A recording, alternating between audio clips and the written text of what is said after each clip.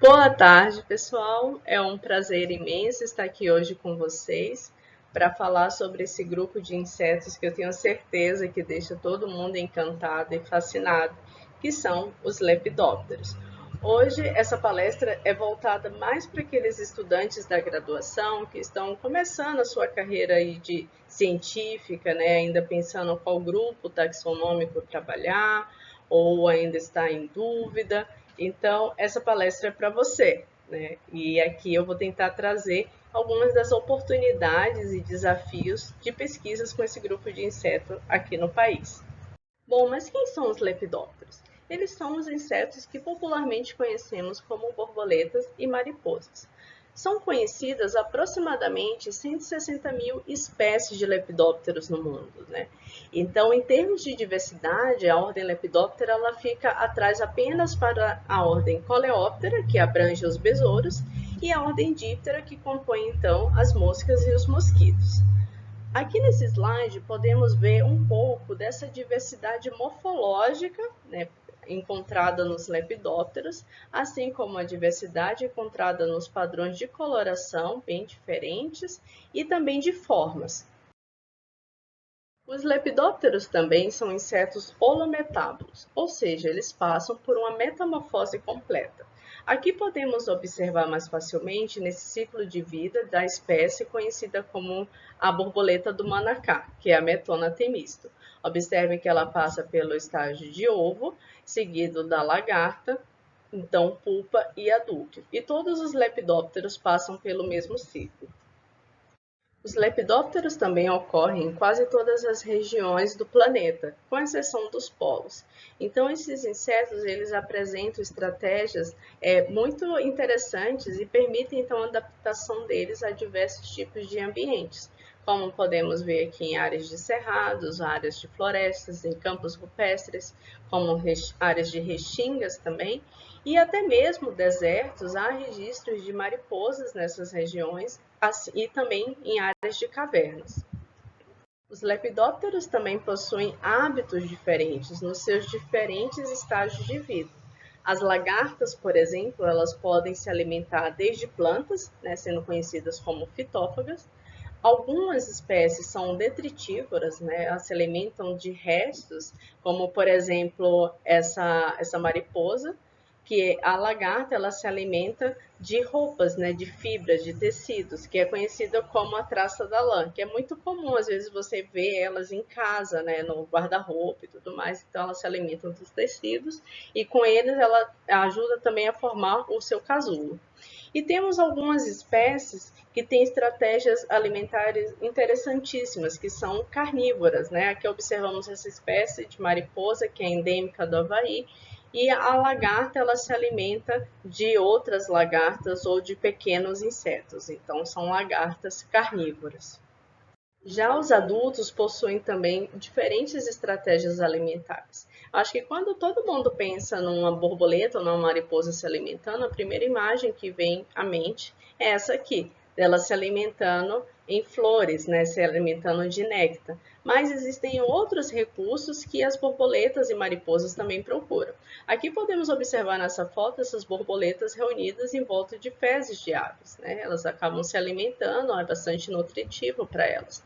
Assim como também borboletas se alimentam de frutos em decomposição. Observamos nessa imagem aquela borboleta azul bonita, que são do gênero morfo, elas se alimentando de uma banana já bem madura. Ou, no caso de alguns machos, que eles se agrupam, né, se reúnem em áreas úmidas, de terra úmida, para se alimentar desses sais minerais. E esse agrupamento de borboletas, inclusive, ou de mariposas, são conhecidos como panapanais. Então, normalmente são os machos que ficam ali em bandos se alimentando desses sais minerais. E também temos algumas estratégias bem diferentes e bem atípicas, como no caso dessa espécie de mariposa, que ela se alimenta de sangue, né, de vertebrados. Então aqui podemos observar a cabeça dela. Isso que parece um espinho, na verdade, é a probóscide dela modificada, ela é bem rígida e parece uma agulha, né? E ela inserindo aqui no dedo, no caso é o pesquisador, né, com o dedo dele, e ela se alimentando do sangue. Então, elas são popularmente conhecidas como mariposas vampiros, mas não se preocupem que elas não ocorrem nem aqui no Brasil, elas são mariposas que ocorrem no Velho Mundo.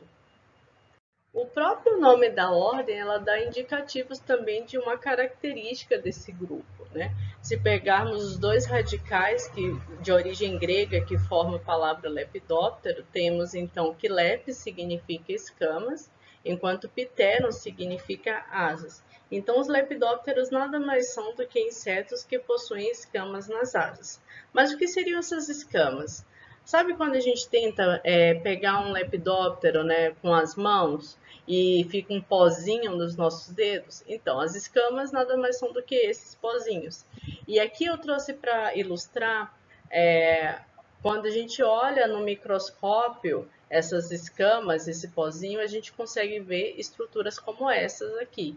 Aqui é sob um microscópio eletrônico de varredura. Então, são as escamas presentes nas asas dessa espécie aqui de borboleta. Observe que elas ficam sobrepostas e possuem tamanhos diferentes e formas. Isso também varia, essas formas dessas escamas variam de acordo com as espécies de lepidópteros também. E, embora o nome da ordem indique que as escamas sejam presentes apenas nas asas desses insetos, podemos ver aqui, por exemplo, nessa mariposa, que todo o corpo dela também é revestido por escamas. Só que aqui, essas escamas, elas são alongadas e finas, que dão até a impressão de serem pelos, né? Mas é importante lembrar que pelos só quem tem são mamíferos.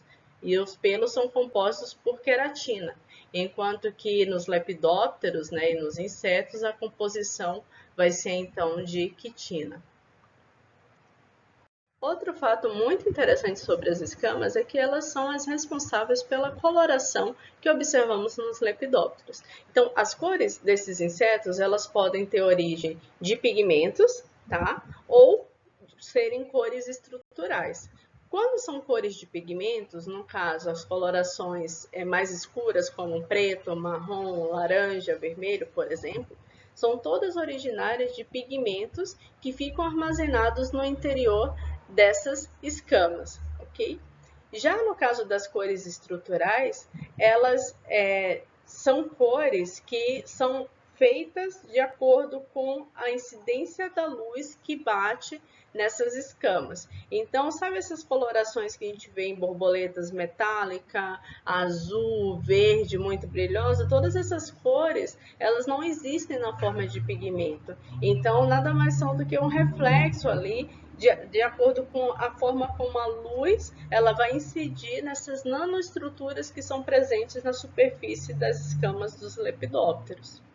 Nesse slide, nós podemos observar algumas espécies diferentes de lepidópteros com colorações bem distintas, tanto formadas por pigmentos, como, por exemplo, essa mariposa, que é diurna, né, e tem coloração belíssima. Muitas pessoas acabam tendo uma visão equivocada, né, achando que as mariposas elas são noturnas e que tem coloração apagada, não são bonitas. Aqui é só um dos exemplos, né, e temos mariposas belíssimas, coloridas, né, que voam de dia e que possuem coloração estrutural também, né?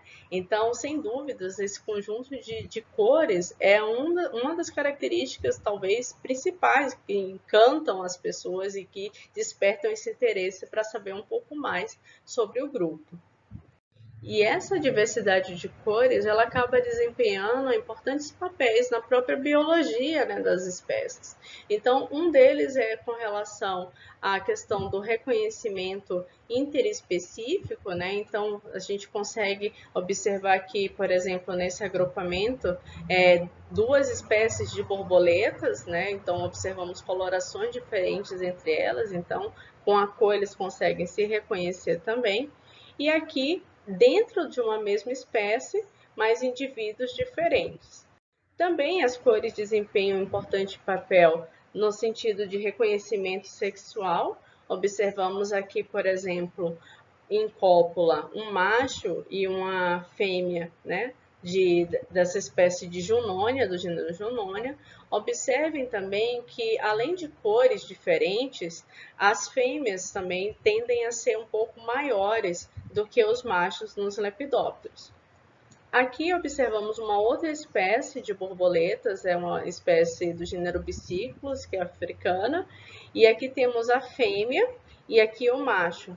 Então, observamos, além de não uma coloração nesse caso, mas os padrões desses elementos que compõem a asa, no caso, essas estruturas circulares que lembram até olhos, por isso são chamados de ocelos, observamos que esses padrões eles são bem distintos entre machos e fêmeas, e serve assim para sinalizar, né, uma forma de comunicação visual entre eles.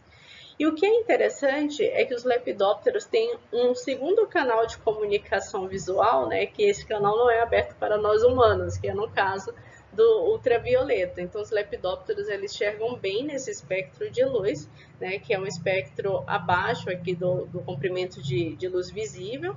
E aqui eu trouxe para vocês um exemplo de uma espécie de pierídeo que ocorre na região neártica. Observamos aqui os machos e as fêmeas dessa espécie, a face dorsal e ventral. E aqui temos ao lado uma foto feita para capturar, com equipamento, né, especializado para capturar ultravioleta. Então, imagine que durante o dia é mais fácil de ver todas essas cores, mas que à noite o ultravioleta ajuda bastante, né, essas espécies se reconhecerem também. As cores também desempenham um papel muito importante na proteção desses insetos, né, a partir da CRIPS. A CRIPS nada mais é do que uma adaptação evolutiva na qual estes insetos eles vão poder meio que se proteger contra predadores, né? E a CRIPS ela pode ser tanto visual quanto sonora e olfativa. A mais comum é a visual e ela é chamada de camuflagem, então, né? E aí vamos ter basicamente dois tipos de camuflagem. Ou ela pode se dar pela forma, então você tem um indivíduo que tem uma forma que imita o outro ali do seu meio, como no caso dessa espécie de borboleta, que é conhecida como borboleta folha, da subfamília Caraxine.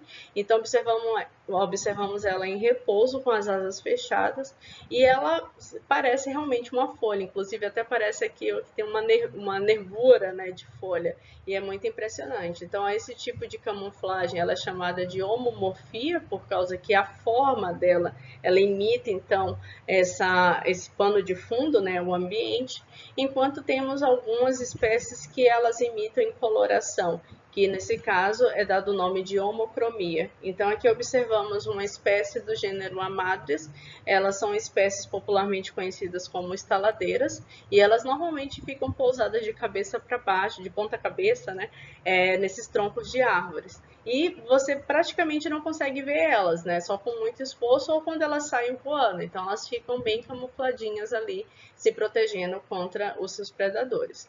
As cores também são importantes em questões relacionadas ao mimetismo, né? Também é uma proteção. Nesse caso aqui, essa mariposa, ela, você olhando rapidamente, acha até que é uma vespa, né? Você tem os mesmos padrões de coloração amarelo com preto, mas se a gente olha com um pouco mais de atenção, a gente vê então as antenas, né? Que são diferentes, a questão do aparelho bucal também, que ajuda a gente a separar os grupos de insetos. Né? Ou mesmo dentro de lepidópteros, né? Então aqui temos duas espécies de borboletas da mesma família, né? No caso são espécies do gênero Heliconius, da família Nymphalidae, e a gente vê que elas convergem para um mesmo padrão de coloração. E nesses anéis miméticos, que é o nome que é dado quando tem várias espécies, né, de linhagens distintas, mas que elas acabam convergindo nesses padrões de coloração, muitas vezes uma delas é tóxica ou todas têm padrões de coloração de alerta de toxicidade e acaba, então, o predador acaba então evitando pegar, se alimentar de qualquer uma delas, né, qualquer uma envolvida nesses anéis miméticos. E devido a essas cores, os lepidópteros também acabaram sendo modelos para diversas áreas, né, dentro mesmo da ecologia e evolução. Essa questão toda do mimetismo, você tem um campo de pesquisa praticamente desenvolvido com base em estudos em lepidópteros, né? Também os lepidópteros, essa questão de regulação de cores, né?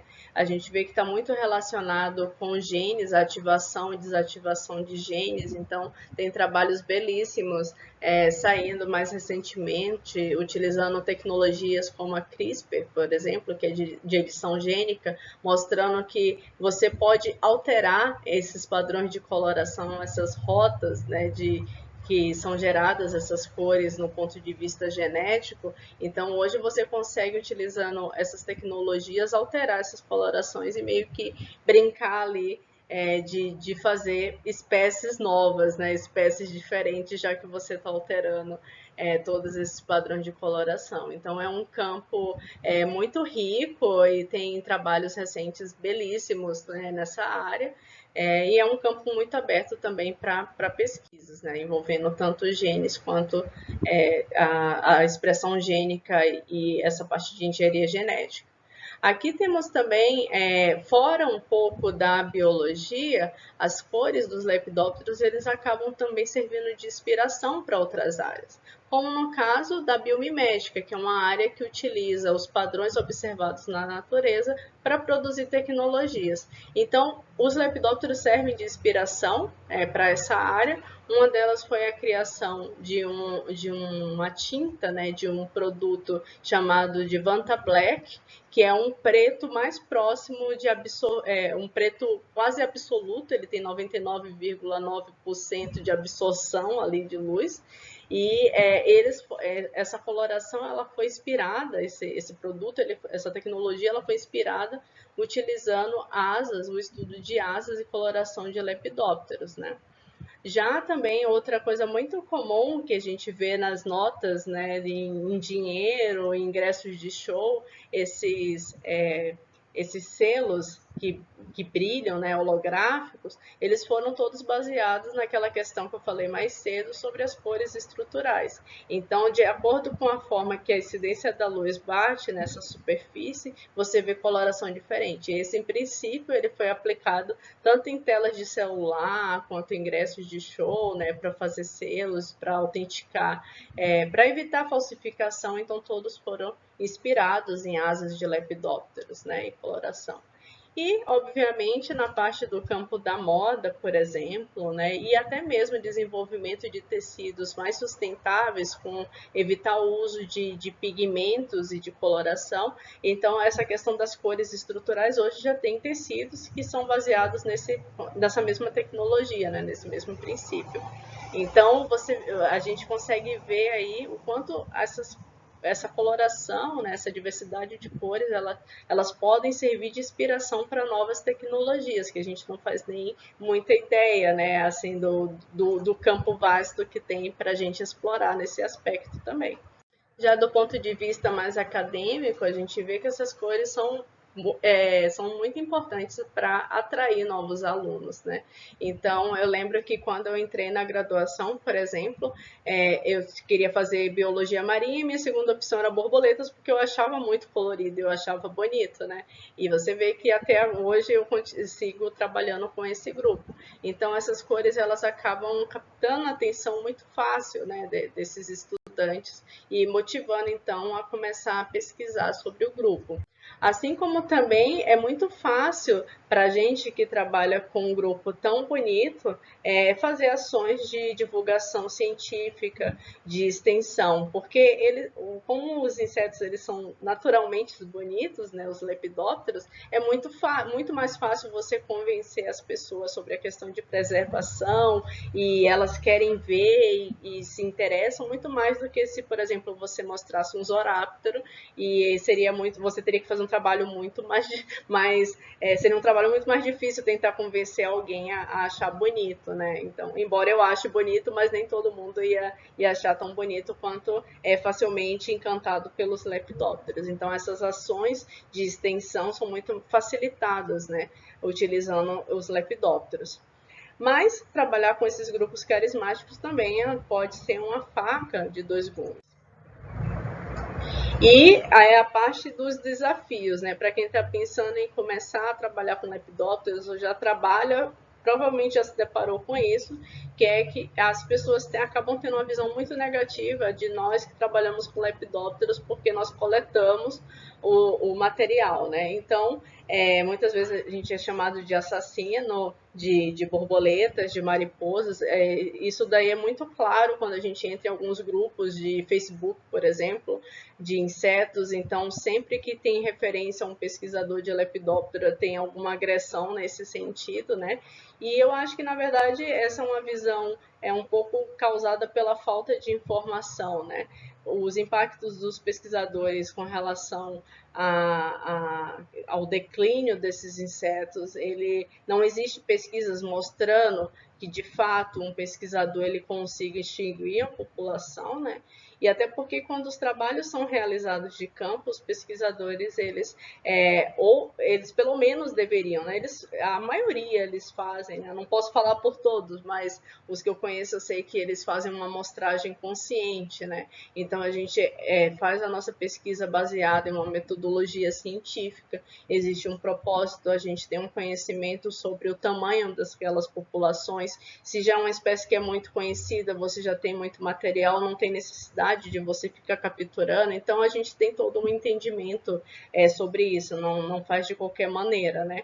E até porque também tem todo, no caso o CISBio, no caso aqui do Brasil, que é um sistema vinculado ao ICMBio, que é de autorização para essas licenças de coleta e de amostragem. Então, a gente, para fazer qualquer tipo de estudo, de captura de animal, você precisa obter essas licenças. Então, você tem que enviar relatórios, você tem que prestar contas no final, né? Então, é um processo muito burocrático e a intenção é exatamente reduzir, então, e evitar, por exemplo, muitas vezes acabam pessoas capturando insetos para venda, e aí a gente se depara com um problema de biopirataria, que infelizmente é muito comum, ainda mais quando se envolve grupos que são bonitos e chamam a atenção, no caso de lepidópteros e besouros, então casos de biopirataria com esses grupos é muito comum.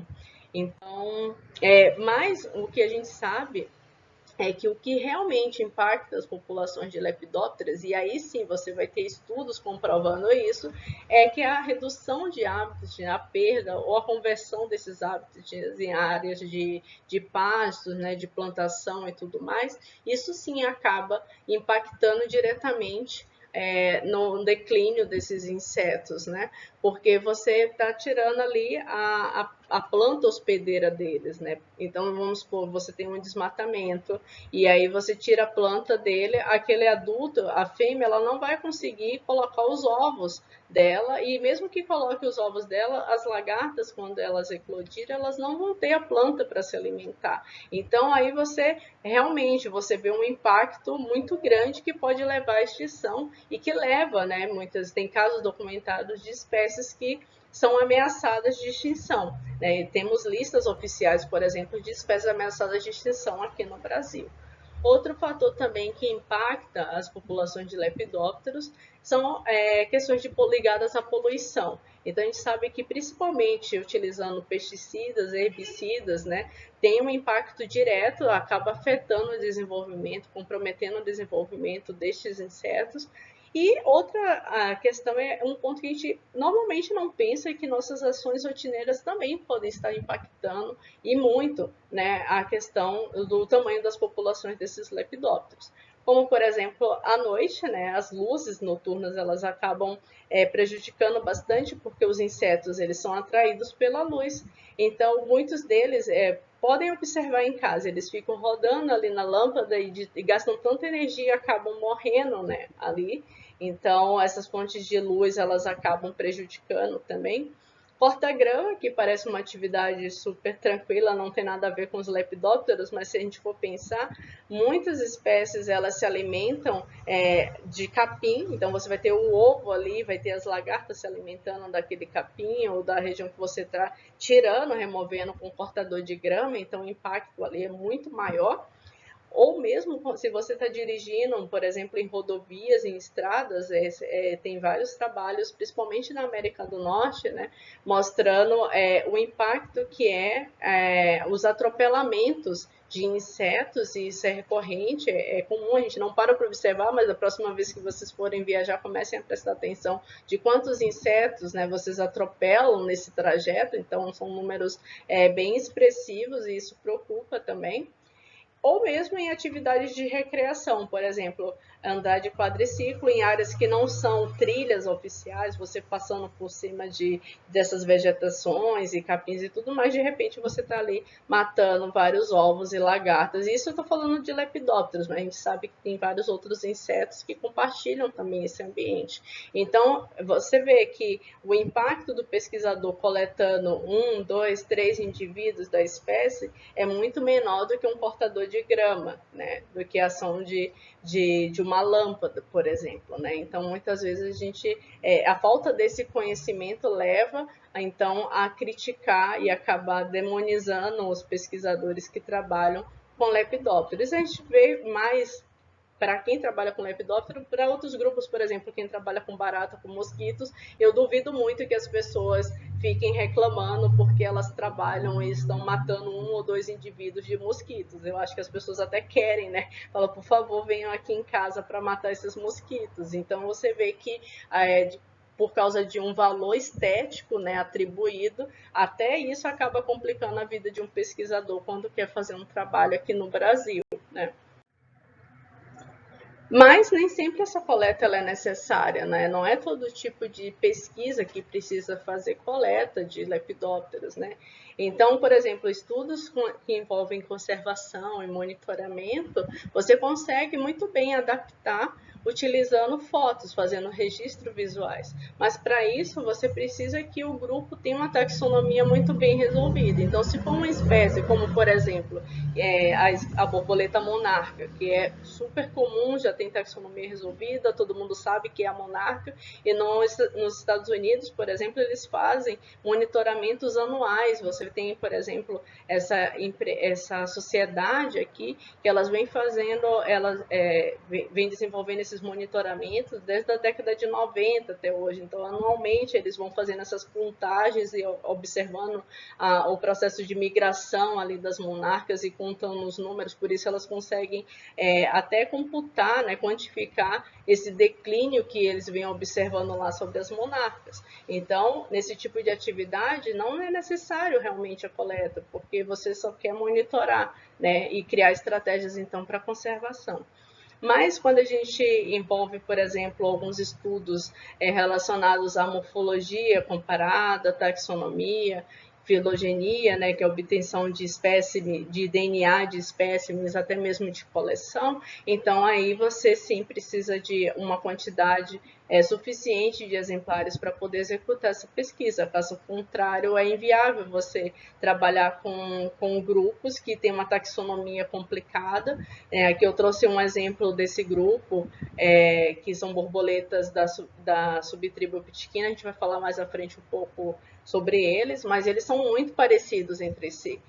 São todos marrons, pequenos, então é muito difícil você fazer um registro visual e tentar identificar eles por foto. Então, nesses casos, sim, você vai precisar de algum material para trabalhar, né? Fazer um refinamento aí da pesquisa. E outra questão também é que esse conhecimento sobre a diversidade dos lepidópteros não é uniforme no mundo, né? Então você tem que, das 160 mil espécies que existem no mundo, é interessante que o maior conhecimento sobre esses lepidópteros são exatamente nos países que têm pouca diversidade, né? Então você tem, por exemplo, nos Estados Unidos, na América do Norte, ali na região paleártica, né, na Europa, você tem muitos estudos já e uma tradição também de estudos em lepidópteros nesses locais.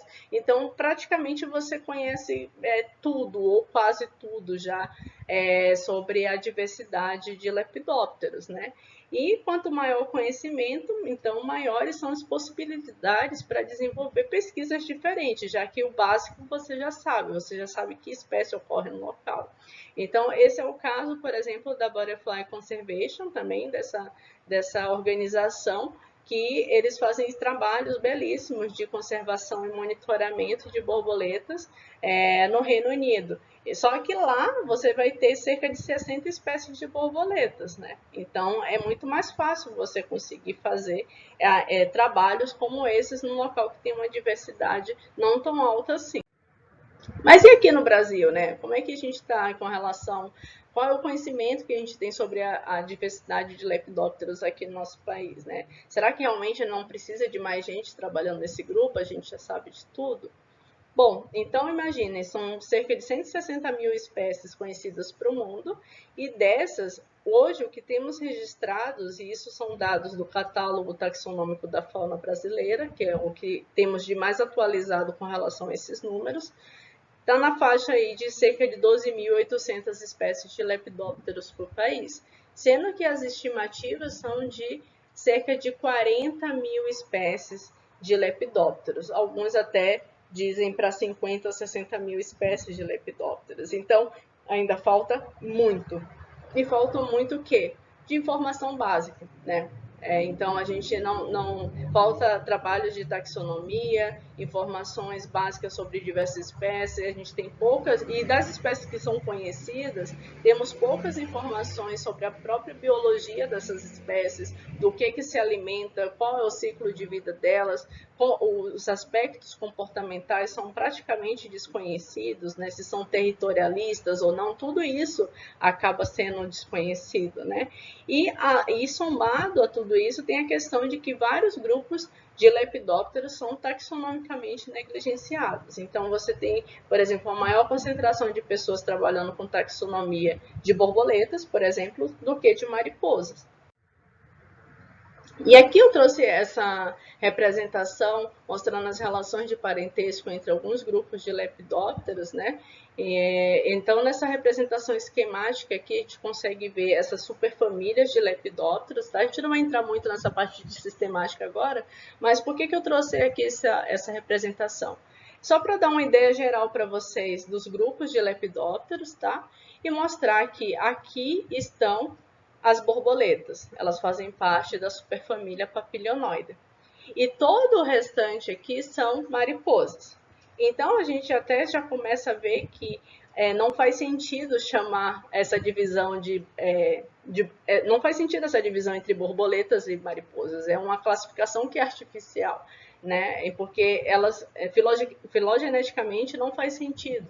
Então as borboletas, elas nada mais são do que mariposas diurnas, né? Então essa diferença, aquelas questões que muitas vezes a gente vê, né, são colocadas como borboleta voa de dia, mariposa à noite, a ponta da antena da borboleta é redondinha, né, de bolinha, e a de mariposa é diferente. Tudo isso é muito variável, tem muitas exceções. Então, na verdade, borboleta é só um nome popular, é um nome, uma classificação artificial, né? Então, voltando aqui, temos muito mais conhecimento aqui no Brasil. Por exemplo, os grupos que trabalham com taxonomia são mais focados nessa superfamília, que é Papilionoida, tá? Temos alguns grupos de pesquisa voltados para esses outros grupos de mariposas, mas observem que todo o restante são órfãos, não tem ninguém trabalhando com esses grupos. E alguns deles não tem nem documentado no Brasil. Então a gente não sabe realmente se não tem, se aquela família não existe aqui no Brasil, ou se é caso de falta de amostragem, de falta de estudo, né? E aqui eu trouxe essa passagem aqui num artigo do Goldenstar, que eu acho muito boa, né, que ele fala dessa questão da era da descoberta dos lepidópteros, está longe de acabar, né? Porque muitas vezes tem essa falsa impressão de que a gente já conhece tudo, que o lepidóptero é bem estudado. Realmente, comparado a outros grupos de insetos, sim, é muito bem estudado, mas ainda falta muito para a gente entender do ponto de vista até básico, de descrição de espécie, né? Então, ele fala aqui que a maioria dos grupos, principalmente de mariposas, né, a gente conhece ali do mundo todo cerca de 50% dessas espécies, né? Então, tem todo outro 50% para descobrir. E quando a gente vai para os trópicos, a gente vê que essa realidade é muito mais acentuada.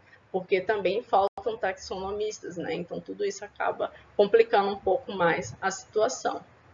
Então, para exemplificar toda essa questão da falta de conhecimento sobre alguns grupos, eu trouxe o exemplo do Eseopitquina, né, que é uma subtribo ali da família Nymphalidae. Eles são também conhecidos como os 400 tons de marrons, né, porque a maioria são borboletas e elas todas, ou mariposas diurnas, né, depois do que a gente viu, então a grande maioria possuem coloração marrom.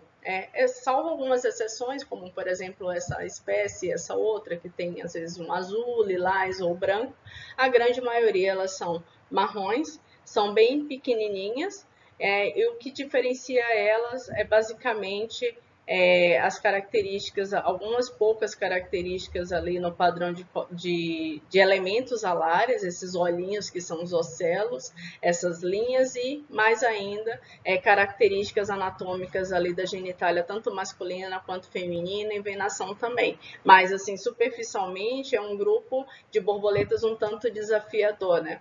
Então, os eupitquinas, eles são formados ali por cerca de 400 espécies. Logo no início, esses números vêm aumentando. Hoje já estamos ali nos 450 espécies de eupitquina conhecidos.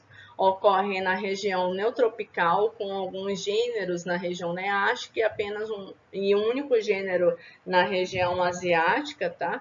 E aqui na América do Sul, principalmente no Brasil, tem uma grande diversidade, né? Aqui na região amazônica, no Cerrado, tem uma diversidade muito elevada desse grupo. E o que é interessante é que em 2013 começou então uma iniciativa, né, um projeto internacional, do qual eu também faço parte, e tem esse esforço para tentar entender um pouco melhor a taxonomia ali do grupo. Então, lembrando que quando surgiu o projeto, era um grupo negligenciado, ninguém dava muita bola para esse grupo de borboletas, né? Até que quando começou o projeto oficialmente, então, aí esses esforços colaborativos levaram, então, a descrição até o momento de 23 gêneros e 79 espécies, o que é muito comparado, muito dentro de Lepidoptera, né? Então, são números até que expressivos. Então, aqui eu trouxe para vocês algumas das espécies que foram descritas aqui para o Brasil, tá? Alguns gêneros e espécies descritos, e ao longo, e através desse esforço, a gente veio entendendo um pouco melhor sobre esse grupo, né? Delimitando melhor suas espécies, entendendo um pouco sobre como são os imaturos, o ciclo de vida, as plantas hospedeiras, as relações entre eles. Observamos casos interessantíssimos de dimorfismo sexual, espécies que eram tratadas em gêneros completamente diferentes porque tinham colorações diferentes, mas depois, utilizando DNA, a gente conseguiu associar então os sexos e ver que fazem parte de um mesmo gênero. Casos de variação sazonal também têm sido reportados. A gente vê que por exemplo, essa espécie aqui, que é a Magnoptica flavofácea, durante o verão, né, na forma de verão, essa faixa amarelada aqui, ela some praticamente, não fica tão evidente, e isso acaba dificultando, né, porque muitas vezes você acaba dando nomes diferentes a essas variações, sendo que na verdade é só uma variação sazonal. Então todo esse entendimento ele foi possível depois, então, que vários pesquisadores se juntaram para tentar resolver então esse grupo, né, taxonômico. Várias espécies foram nomeadas também, em algumas descritas, né, e algumas em homenagens a personalidades famosas, como esses aqui. E outras espécies, porque os autores são um tanto nerds, acabaram homenageando também seus personagens favoritos ou de história. No caso aqui desse gênero Vanima, que eu descrevi no ano passado em colaboração com outros autores. Então, Vanima quer dizer em élfico bonito, então essas espécies desse gênero eu acho muito bonita. Eu resolvi batizá-las então com esse nome élfico. E aqui essa outra espécie de Optiquina que descrevemos em 2013, em homenagem a um dos dragões, né, da série do Game of Thrones e dos livros também da Crônicas de Gelo e Fogo. Então, para o público nerd também tem borboletas homenageadas aí contemplando. Tá bom? Quando a gente fala de inventários de Lepidoptera no país, também observamos que existem várias regiões que são subamostradas, né, e que têm um conhecimento ainda muito incipiente com relação a inventários mesmo, né. Nesse estudo feito pelo Santos e colaboradores em 2008, é bem interessante. Eles fizeram esse mapa mostrando aqui a distribuição das áreas que eram mais amostradas, que são essas áreas em coloração verde, né, amarelado, indo para as colorações mais quentes, aqui são as áreas que tinham pouquíssimos estudos e inventários de lepidópteros, isso em 2008. E aqui, quando eles separaram por biomas, nós vimos que a Mata Atlântica era muito mais conhecida do que outros biomas, né, brasileiros. Agora, mais recentemente, a Shirai e outros colaboradores, eles fizeram um estudo compilando também o que se tem de conhecimento sobre um grupo de borboletas, no caso os nifalídeos, e a gente vê que esses pontinhos aqui, a amostragem ela aumentou um pouco mais.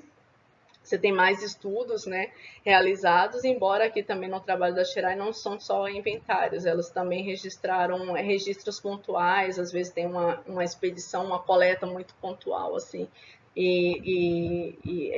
observações de cadernos de anotações, dados não publicados também. Então, por isso a gente tem uma quantidade de pontos muito maiores distribuídas no mapas, né? Mas lembrando que todos esses trabalhos aqui, eles falam das borboletas, né? Então, para mariposas, a gente vê que a realidade é completamente diferente, né? Ainda mais se a gente for considerar, no caso, os microlepidópteros. Aqui eu trouxe para vocês também uma síntese dos grupos de pesquisa com lepidópteros no Brasil, né? Temos a maior concentração, acaba sendo sempre no sul e sudeste do país, né? Temos algumas instituições que têm laboratórios até mais tradicionais, como por exemplo o da UFPR, né? Que é tradicional em taxonomia, principalmente, e da Unicamp em ecologia. Temos aqui alguns laboratórios na região centro-oeste também. Nos últimos 10 anos também tivemos formação de laboratórios na região nordeste e também institutos na região norte do país, né?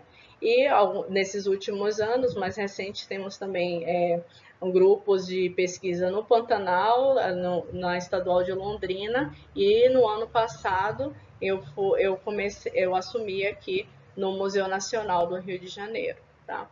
Mas todos esses grupos aqui, né, eles vão trabalhar principalmente com esses pontos, né? Ou taxonomia sistemática, ecologia, conservação, história natural e morfologia. Alguns grupos trabalham com todos os pontos, né? Com todos esses temas, outros só com temas específicos. Então, as oportunidades a gente pode ver que são muitas para os futuros leptopterólogos aqui no Brasil, né?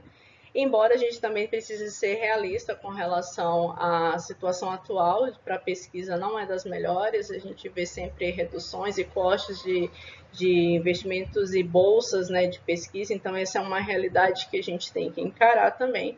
Por isso que é importante que os novos alunos eles desenvolvam desde sempre assim, essa questão de resiliência, né, e se mantenham muito focados e determinados no que vocês querem, porque não é impossível, embora seja um pouco mais difícil, né? Também é importante manter sempre essa ânsia, né? Tentar preservar essa ânsia pelo conhecimento, querer aprender, se informar cada vez mais, se manter atualizado sobre o que está acontecendo no mundo dos lepidópteros e pesquisas, e assim a gente consegue pensar em pesquisas novas, em inovações, né? E algo que eu acho fundamental, acho muito importante, principalmente em tempos de corte de verbas para pesquisa, é tentar estabelecer parcerias, né? Então, sozinho é complicado, mas quando a gente tem parceiros, laboratórios, amigos, a gente consegue tocar a pesquisa e fazer trabalhos interessantes também, tá bom? Para finalizar a minha apresentação, eu queria falar também que os lepidópteros, embora a gente falou grande parte dessa palestra sobre cores, mas os lepidópteros vão muito além de cores, né?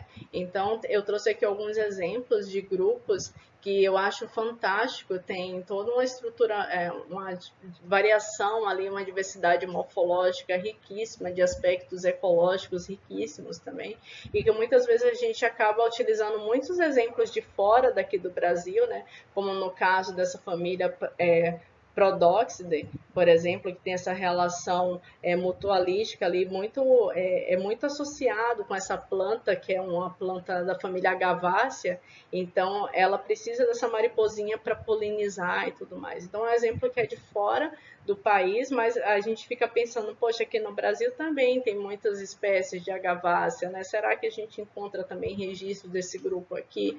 Então, tudo isso a gente não sabe, né? Ou esse outro grupo aqui, que são os Pteroforidae, né, que acabam sendo importantes pragas na questão de plantas ornamentais, então a gente tem pouco estudo também desse grupo aqui no Brasil, ou esse outro, né, que tem um comportamento muito interessante, que são mariposas da família Coreutidae, que elas imitam aranhas da família Salticidae, então toda essa parte também de comportamento é muito pouco estudado para lepidópteros, né? E a outra coisa que eu acho fantástica também é toda essa parte de descrição de história natural, né? Que tem comportamentos belíssimos, a construção mesmo de casulos, né? E padrões, arquiteturas diferentes. Tudo isso é um campo aberto para investigação, para quem é curioso, né? E tentar descrever esses padrões com base nas espécies que ocorrem aqui no Brasil. E quando a gente vai ainda funilando para uma escala no mundo micro, né, a gente vê que outras oportunidades também surgem de estudos. Então, quem gosta muito de morfologia, como por exemplo o meu caso, eu comecei a estudar durante o meu pós-doutorado a outra estrutura de escamas nas asas de borboletas. E aí você vê que é um leque de possibilidades e tem padrões que não são nem descritos ainda na literatura, então é um campo vastíssimo para estudo também. Basta apenas interesse, né, e pessoas motivadas a trabalhar e ter paciência também, né, que é um estudo que demanda você ficar muito tempo no microscópio, nem todo mundo tem tanta paciência, mas eu acho que recompensa, sabe, você descobrir estruturas como, por exemplo, essas, que parecem vírus, né? Você olha assim rapidamente, lembra até vírus, mas na verdade são todas são escamas, é um tipo de escama que ela é modificada e acredita-se que elas são responsáveis por sintetizar e liberar feromônios para atrair o sexo oposto. Então todo isso é um campo muito, uma gama, uma possibilidade gigantesca de pesquisa para ser feita com base nas espécies aqui no Brasil. Então, eu espero que com isso eu tenha convencido a vocês de que ainda vale a pena sim, tem motivos sim para a gente continuar fazendo pesquisa e trabalhando com lepidóptera aqui no país. E eu fico à disposição, caso vocês tenham interesse e queiram fazer estágio, de repente, se vocês forem aqui do Rio de Janeiro querendo fazer estágios, então eu deixo aqui o meu contato e fico aberta também a responder as perguntas, né, que vocês têm. Muito obrigada pela oportunidade.